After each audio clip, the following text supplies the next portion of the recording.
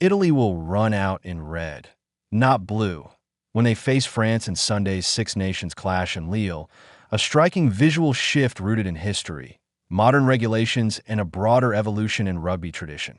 The fixture, staged at the impressive Stade Pierre-Mauroy, already carried intrigue as France opted to host the match away from their usual Parisian base. Now, with Italy abandoning their iconic Azzurro kit in favor of scarlet, the contest has gained another layer of narrative significance. Why Italy are wearing red, traditionally known as the Azzurri. The Blues. Italy have long worn their distinctive blue strip in homage to the House of Savoy, whose royal color became synonymous with Italian sporting identity. However, with France also sporting a blue home jersey, a clash was inevitable.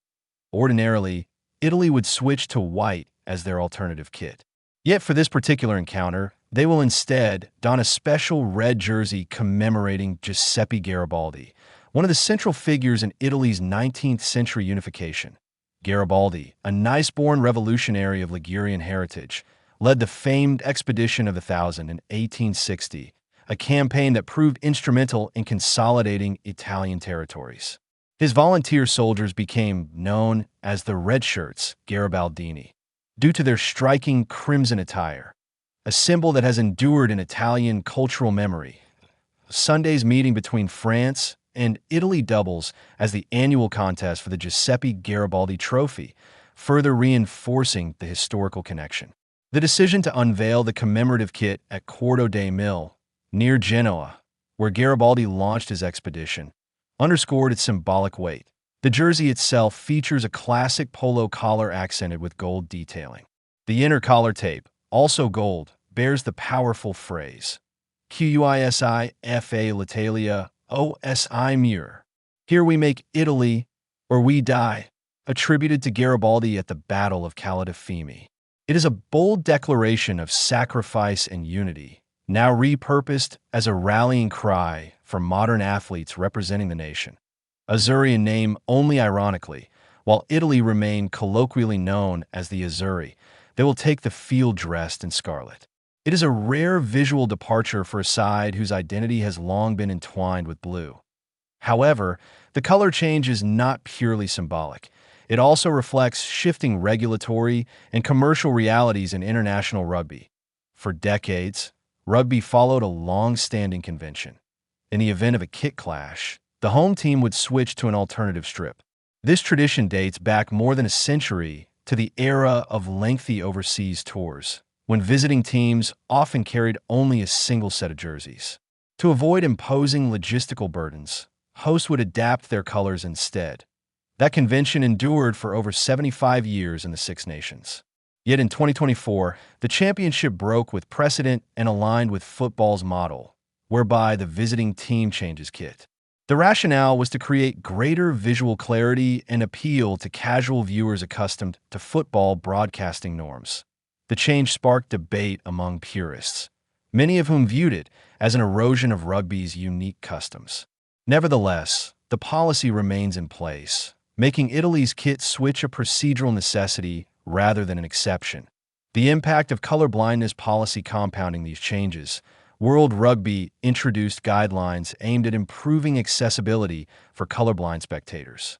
From 2025 onwards, test teams are required to designate kits as either light or dark to ensure sufficient contrast during broadcasts. Colorblindness affects approximately 300 million people worldwide. Red-green variants alone impact around 8% of men and 0.5% of women.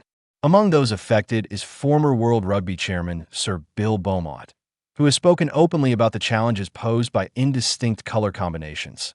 The Six Nations has embraced this policy in fixtures where similar hues, such as Wales versus Ireland, could create confusion. Ensuring strong contrast enhances the viewing experience both in stadiums and for global television audiences. In this context, Italy's red strip against France's blue provides clear differentiation. While historically unconventional, it satisfies modern accessibility standards that a historic trophy in Lille beyond the kit narrative. Sunday's encounter carries competitive significance. France and Italy will contest the Giuseppe Garibaldi Trophy, a relatively recent addition to Six Nations silverware. The decision to stage the match in Lille rather than at the Stade de France adds further intrigue. The Stade Pierre-Mauroy, with its retractable roof and multipurpose design, offers a distinct atmosphere compared to Paris's traditional rugby cathedral. That France's relocation reflects both logistical considerations and a desire to bring top-tier rugby to different regions. Lille's northern setting ensures a fervent crowd and a slightly different environmental context. The roof debate resurfaces. The venue's retractable roof has sparked its own controversy. Rugby fans will recall the perennial debates surrounding the roof at Cardiff's Principality Stadium, where discussions about whether to close it became a staple of Six Nations build-up. Since Wales decided to keep the roof closed for all fixtures, that particular argument has subsided. Yet in Lille, the conversation returned with intensity. Six Nations regulations stipulate that both competing teams must agree on whether the roof should remain open or closed. Weather forecasts predicting rain and gusting winds added urgency to the discussion. Italy head coach Gonzalo Casada reportedly preferred playing under open skies, describing it as more natural and in keeping with rugby's traditions. France, by contrast, favored closing the roof, citing factors ranging from pre-match entertainment logistics to spectator comfort and overall spectacle. According to Jean-Marc Lermit, vice president of the French Rugby Federation, FFR, discussions were robust and extended over several stages. Ultimately, a three-way dialogue involving both unions and tournament organizers concluded with Italy consenting to a closed-roof match. France argued that a covered stadium would enhance the event's presentation and ensure safety amid uncertain weather. Italy eventually agreed that, in the broader interest of the game, the decision was pragmatic. Sporting implications from a purely rugby standpoint, the roof closure may influence tactical approaches that a closed stadium neutralizes wind variables, often favoring expansive, high-tempo play. Kickers can strike with greater precision, and attacking structures become more predictable without gusts distorting trajectories. France, known for their flair and structured phase patterns under head coach Fabien Galthy, may benefit from controlled conditions. Italy, meanwhile, could have leveraged unpredictable weather to disrupt rhythm and introduce chaos, an equalizing factor against higher-ranked opponents. Nevertheless, both teams will now operate in stable conditions, shifting the emphasis squarely onto execution and discipline. Tradition meets modernity. The convergence of red jerseys and a closed roof encapsulates the broader tension within modern rugby. The balance between tradition and innovation. Italy's scarlet strip honors a 19th century revolutionary and the unification of a nation.